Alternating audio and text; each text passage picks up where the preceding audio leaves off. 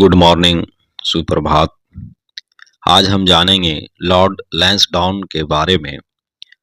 Lord Lansdowne का कार्यकाल 1888 से 1894 ईस्वी तक रहता है। लॉर्ड लैंसडाउन के कार्यकाल के समय भारत और अफगानिस्तान के मध्य सीमा रेखा का निर्धारण किया गया। उस सीमा रेखा का नाम डुरंड रेखा रखा गया। फिर आगे देखते हैं कि 1891 ईस्वी में दूसरा कारखाना अधिनियम लाया गया, जिसमें स्त्रियों को 11 घंटे प्रतिदिन से अधिक काम करने पर प्रतिबंध लगाया गया और साथ ही सप्ताह में एक दिन छुट्टी की भी व्यवस्था की गई। उसके बाद आगे देखते हैं लॉर्ड एलिगिन द्वितीय। लॉर्ड एलिगिन द्वितीय का कार्यकाल 1894 से 1899 तक रहता है। लॉर्ड एलिगिन का एक कथन है कि भारत को तलवार के बल पर विजित किया गया है और तलवार के बल पर ही इसकी रक्षा की जाएगी। यह कथन किसका है? लॉर्ड एलिगिन द्वितीय का।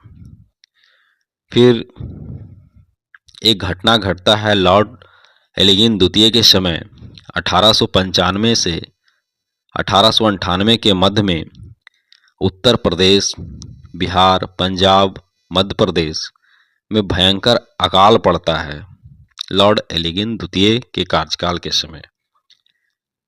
फिर अगला गवर्नर जनरल आता है लॉर्ड कर्जन। लॉर्ड कर्जन का कार्यकाल 1899 से 1905 ईस्वी तक रहता है। लॉर्ड कर्जन के समय में 1899 में कर्जन ने भारतीय टंकन और पत्र मुद्रा अधिनियम पारित कराकर अंग्रेजी स्वर्ण मुद्रा को भारत की कानूनी मुद्रा घोषित कर दिया। क्या किया? भारतीय टंकन और पत्र मुद्रा अधिनियम पारित कराकर लॉर्ड कर्जन ने अंग्रेजी स्वर्ण मुद्रा को भारत की कानूनी मुद्रा घोषित कर दिया। उसके बाद देखते हैं कि शासन की कार्य क्षमता के आधार पर लॉर्ड कर्जन ने रिपन द्वारा स्थापित स्थानीय स्वशासन की प्रणाली पर आघात किया और 1899 में कलकत्ता कॉरपोरेशन अधिनियम बनाया। फिर आगे हम देखते हैं कि कर्जन ने सन 1901 ईस्वी में सर कॉलिन स्कॉट मॉन्क्रीफ की अध्यक्षता में एक सिंचाई आयोग और टॉम्स रॉबर्टसन की अध्यक्षता में एक रेलवे आयोग और 1902 में ईस्वी में सर एंड्रूज फ्रेजर की अध्यक्षता में एक पुलिस आयोग एवं सर टॉम्स रैले की अध्यक्षता में विश्वविद्यालय आयोग की स्थापना की। कौन की? लॉर्ड कर्जन ने।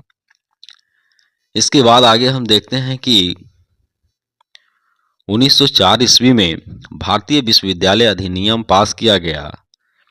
इसने सर एंटनी मैकडोनाल्ड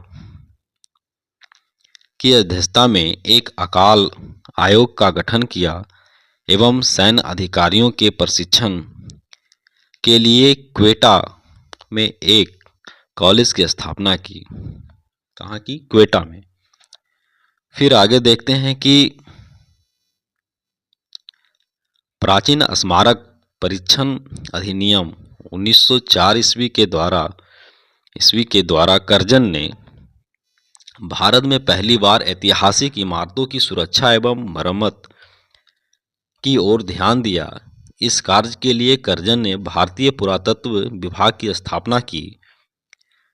आगे देखते हैं कि कर्जन के समय 1904 में सहकारी उधार समिति अधिनियम बनाया गया, जिसके द्वारा सहकारी समितियों की स्थापना करके किसानों को उचित ब्याज पर रुपया कर्ज देने की व्यवस्था की गई। फिर हम आगे देखते हैं कि इसने कृषि बैंक भी खुलवाए। इसने 1901 में कृषि इंस्पेक्टर जनरल की नियुक्ति की। सॉरी इसने 1901 में कृषि इंस्पेक्टर ने इंस्पेक्टर जनरल की नियुक्ति की।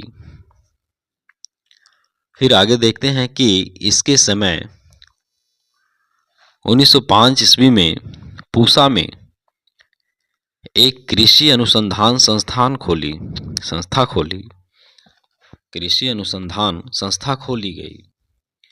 उसके बाद देखते हैं कि कर्जन के समय पहली बार प्रत्येक प्रांत और केंद्र स्तर पर एक निदेशक के अधीन एक पृथक गुप्तचर विभाग की स्थापना की गई।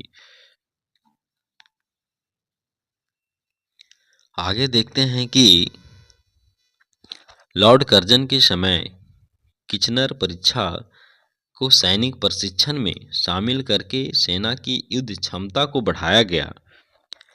इसी के कार्यकाल के दौरान कलकत्ता में विक्टोरिया मेमोरियल हॉल का निर्माण कराया गया। और आगे देखते हैं कि कर्जन के भारत विरोधी कार्यों में सर्वाधिक महत्वपूर्ण कार्य था 1905 में बंगाल का विभाजन। 19 जुलाई 1905 को बंगाल विभाजन के निर्णय की घोषणा शिमला में की गई और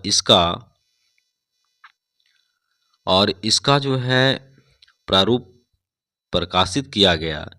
सितंबर 1905 में उसे सम्राट ने भी स्वीकृति दे दी। फिर हम देखते हैं कि 16 अक्टूबर 1905 को इस बंगाल विभाजन की योजना को लागू किया गया। बंगाल को दो प्रांतों में बांट दिया गया, एक पूर्वी बंगाल और असम प्रांत, दूसरा पश्चिमी बंगाल। पूर्वी बंगाल का मुख्यालय ढाका में बनाया गया। पूर्वी बंगाल का ले गवर्नर ब्लूमफील्ड फुलर को और पश्चिमी बंगाल का लेफ्टिनेंट गवर्नर एंड्रूज फ्रेजर को बनाया गया। पूर्वी बंगाल का लेफ्टिनेंट गवर्नर किसको बनाया गया? ब्लूमफील्ड फुलर को। और पश्चिमी बंगाल का लेफ्टिनेंट गवर्नर एंड्रूज फ्रेजर को बनाया गया। उसके बाद आगे देखते हैं कि गवर्नर जनरल की कार्यकारिणी के सैनिक सदस्य के अधिकारों के प्रश्न पर कर्जन का प्रधान सेनापति किचनर से मतभेद हो गया, जिसमें भारत सचिव ने किचनर का पक्ष लिया। इससे असंतुष्ट होकर अगस्त 1905 ईस्वी में लॉर्ड कर्जन ने त्यागपत्र दे दिया। आज हम यहीं समाप्त करते हैं। आगे देखेंगे लॉर्ड मिंटो द्वितीय का कार्यकाल। जय हिंद, जय भारत।